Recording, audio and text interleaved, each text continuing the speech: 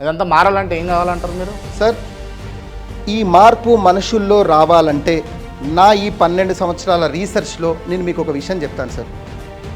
ఒక Christian pastor ఎవరైతే ఉన్నారో, బిషప్ ఎవరైతే ఉన్నారో, తను చెప్పింది యాజ్ ఇట్ ఈస్గా వారి శిష్యులు అంటే క్రైస్తవులు బైబిల్లో చర్చిలో ఏది చెప్తే అది తీసుకోకండి మీరు.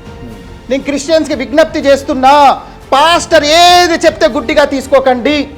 అయ్యా పాస్టర్ గారు బైబిల్లో రిఫరెన్స్ ఇవ్వండి, అందులో ఉన్నదే చెప్పండి, రిఫరెన్స్ ఇవ్వండి, అందులో ఉన్నదే మాకు చెప్పే ప్రయత్నం చెయ్యండి. మీరు ఏది గుడ్డిగా గురువుల మీద ఆధారపడకండి. Serial number 1. సీరియల్ నెంబర్ 2, ఇదే మాట ఆలింలను మౌలానాలకు కూడా ఇదే చెప్తున్నా. ముస్లిం సమాజంలో ఉన్నటువంటి నా ముస్లిం సోదరులకు సోదరిమణులకు చెప్తున్నా నేను, గుడ్డిగా మీ మౌలానా ఇది చెప్పాడు, మా దర్గా దగ్గర కూర్చున్న ఒక పెద్ద మనిషి ఇది చెప్పాడు, అది కాదు.